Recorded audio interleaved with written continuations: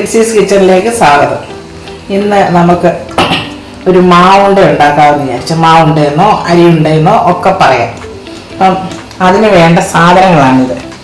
ഒരു 2.5 കപ്പ് അരി പച്ചരി കുതിർത്ത് പൊടിച്ചത്, ഒരു തേങ്ങ ചുരണ്ടിയത്, ഇച്ചിരി ഏലക്ക, ജീരകം, ചുക്ക് പൊടിച്ചത്, ശർക്കര.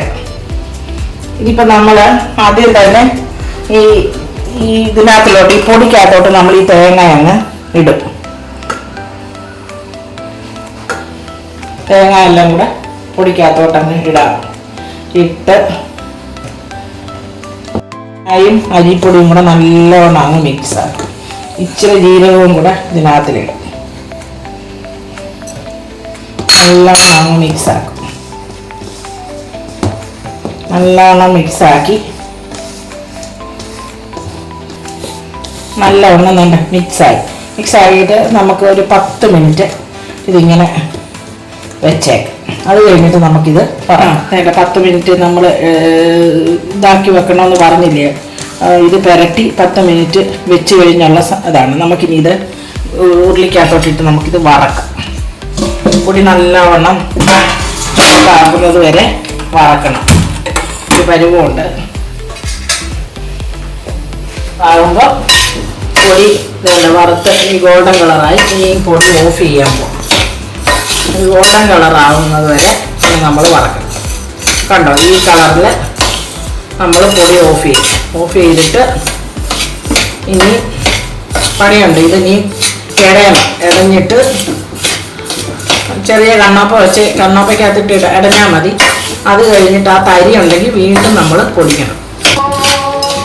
മുമ്പേ അരി ഈ തേങ്ങയൊക്കെ മിക്സ് ചെയ്ത് വെക്കുമ്പോഴേ ശാലം ഉപ്പും കൂടെ ചേർക്കണം. ഞാൻ അതിൻ്റെ കാര്യം മറന്നുപോയി പറയാൻ.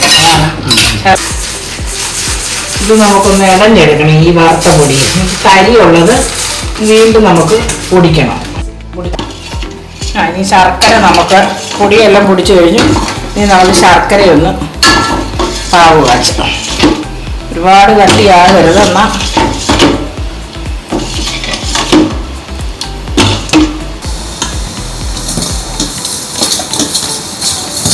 ശർക്കര പാവ് കാച്ചുവാണ്. ഉണ്ടോ ഈ പരുവത്തിൽ ശർക്കര. ഈ പൊടി കാണുന്നത് ചുക്കും ഏലക്കായും ഒക്കെ പൊടിച്ച് എൻ്റെ തരിയാണ്. ഞാൻ കുറച്ച് ഇതിനകത്തിൽ വിട്ടു, കുറച്ച് ഈ ശർക്കര ഒഴിക്കുമ്പോൾ അതിനകത്തിൽ വിട്ടു.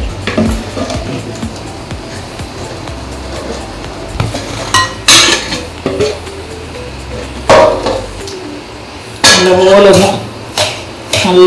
ഒന്ന് മിക്സ് ചെയ്ത് ഇനി ചൂടോട് നമുക്ക് ഉണ്ടയാക്കാം. അപ്പോൾ ശർക്കര ചൂടോട് ഒഴിച്ചു. ചൂടോട് ഉണ്ടയാക്കിയാൽ നമ്മുടെ മാവുണ്ട ശരിയാണ്. നമ്മുടെ മാവുണ്ട റെഡിയായിട്ടുണ്ട്. കണ്ടോ മാവുണ്ട. ഇനി നമുക്ക് ചായയുടെ കൂടെയും കാപ്പിയുടെ കൂടെയും ഒരു ഗസ്റ്റ് വന്നാൽ കൊടുക്കുകയൊക്കെ ചെയ്യാം.